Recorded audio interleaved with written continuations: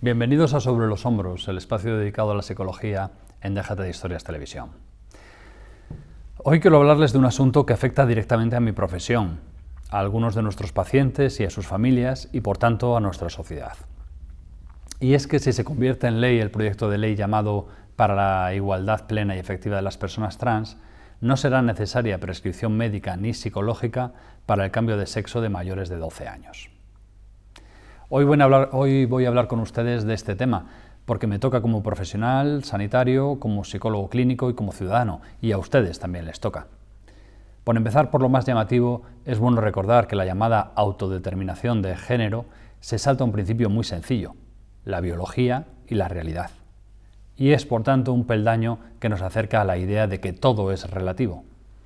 Detrás vendrá, lógicamente, de la mano del edadismo, el derecho a tener una edad diferente a la edad biológica, que se interpretará como una clara imposición social, como se ha hecho con el género cuando se convirtió en sustituto del sexo. Estamos, podríamos decirlo así, ante la primera ley metafísica, o más propiamente dicho, metabiológica, que olvida que al nacer un profesional médico certifica nuestro sexo y que hasta ahora solo un profesional médico lo podía hacer. Desde la aplicación de esta ley, cualquiera puede determinar su género y cambiar su sexo legalmente, dando a entender, y este es el siguiente paso, que género y sexo son, en primer lugar, sinónimos y, en segundo lugar, cambiantes, una vez que hemos aceptado socialmente la fantasía del género. Obvian los que así legislan o pretenden legislar que si no hay biología no hay ciencia y se abre ante nosotros un futuro en el que la ideología, sucedáneo de la moral, se impone a la ciencia con las repercusiones totalitarias que hemos conocido en el pasado siglo, el siglo del nazismo, el fascismo y el comunismo, del que parecemos haber aprendido poco.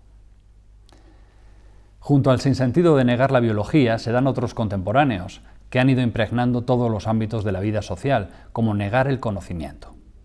Hace ya años, y en este programa lo hemos comentado, se produce el absurdo creciente de negar la evaluación académica y sustituirla por la evaluación de competencias, de forma que si sustituimos la sencilla evaluación de lo que saben nuestros niños y jóvenes a través de pruebas objetivas por la complejísima evaluación de unos constructos, las competencias, que no se sostienen ante el más mínimo análisis interjueces, pero que en un futuro no muy lejano permitirán bachilleres o licenciados sin conocimiento y más adelante permitirán el acceso al puesto de funcionarios sin prueba objetiva, con las consecuencias de discrecionalidad y de control de lo público que esto implicará.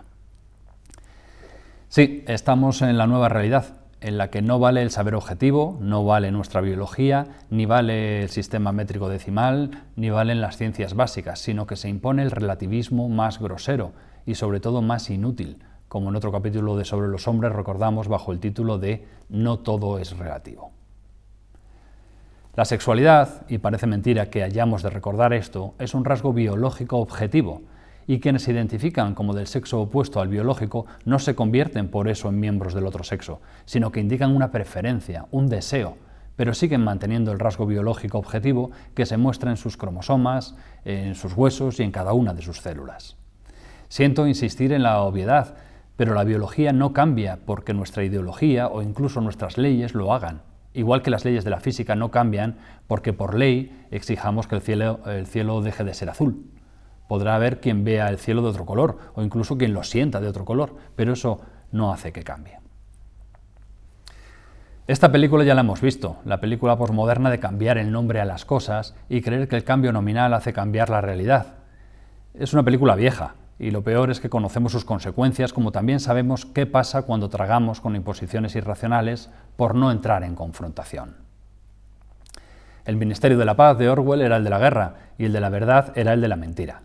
Sobra decir que esto no tiene nada que ver con la orientación sexual, que hace muchas décadas todos reconocimos como algo sobrevenido, no como una elección.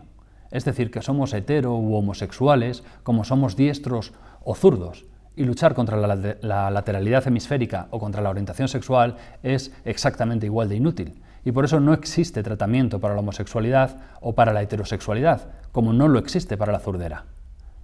La orientación sexual no se elige, por eso no tiene tratamiento. Es por eso tan ridículo entender que la elección de género puede existir y mucho más la elección de sexo. La disforia de género, antes denominada trastorno de la identidad de género, es un trastorno reconocido en la más reciente edición del Manual Diagnóstico y Estadístico de los Trastornos Mentales, el DSM, de la Asociación Americana de Psiquiatras, la más importante asociación profesional del mundo, que publica el manual diagnóstico más usado del mundo y que acoge a los más prestigiosos psiquiatras y psicólogos del mundo. Este programa tiene sentido desde el momento en que en la célebre propuesta de ley para la igualdad plena y efectiva de las personas trans se propone que no es necesario el apoyo psicológico para que menores se reasignen biológicamente. Seguimos con la catarata de eufemismos. Por cierto, que el concepto reasignación biológica merecería un capítulo aparte para biólogos. Parece que la aportación de unos profesionales sanitarios, como los psicólogos clínicos o psicólogos sanitarios, deja de ser necesaria y con ello se priva a niños de 12 o 13 años de la ocasión de detectar trastornos comórbidos a la disforia de género, como el trastorno dismórfico corporal, el trastorno del estado de ánimo u otros que acompañan habitualmente al trastorno de disforia de género. La desaparición por ley de la biología tiene otras múltiples implicaciones que no contempla quien entiende que la realidad es simple y no complejísima, y cree así que se puede modificar con leyes sin afectar a otras cuestiones colindantes. Por ejemplo, si no hay una biología, se acabó el deporte femenino en todos aquellos deportes en los que la fuerza física sea relevante, obviando otras implicaciones como las hormonales que afectan a la competitividad. Todo ello en detrimento, otra vez, de las mujeres. Nuevamente, los que dicen defender a la mujer la atacan, como los que se arrogan la democracia la destruyen o los defensores de la vida asesinan a viejos o no natos. En la literatura científica, el término disforia de género, al que nos estamos refiriendo, se utiliza para definir la percepción de rechazo que tiene una persona respecto al hecho de ser hombre o mujer. En niños y adolescentes, la disforia de género genera una clínica muy compleja, que requiere una respuesta muy cuidadosa y cuyo resultado es variable. Los estudios actuales muestran, de hecho, que solo unos pocos casos diagnosticados de disforia de género en niños serán transexuales en la vida adulta, razón más que suficiente para no experimentar con algo que tiene unas consecuencias definitivas. Nuevamente desprotegemos a los niños, especialmente a los que sufren, como ya hemos hecho legislando para cerrar los colegios de niños con necesidades especiales. Siempre contra los más débiles, siempre los que dicen protegerles.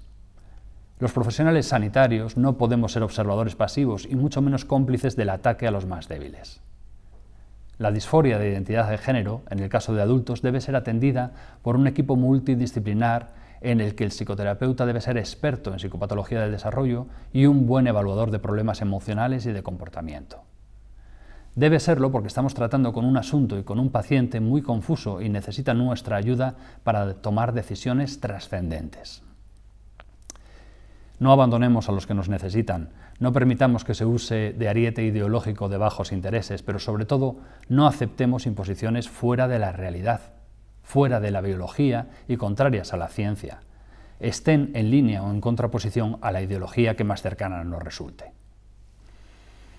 Cuando aceptamos que la ideología debe priorizarse sobre la ciencia o la simple realidad, hemos dado enormes pasos atrás en nuestra civilización. No seamos partícipes de este salto atrás. Como siempre, espero poder haber ayudado en algo y haber transmitido una información que le resulte útil.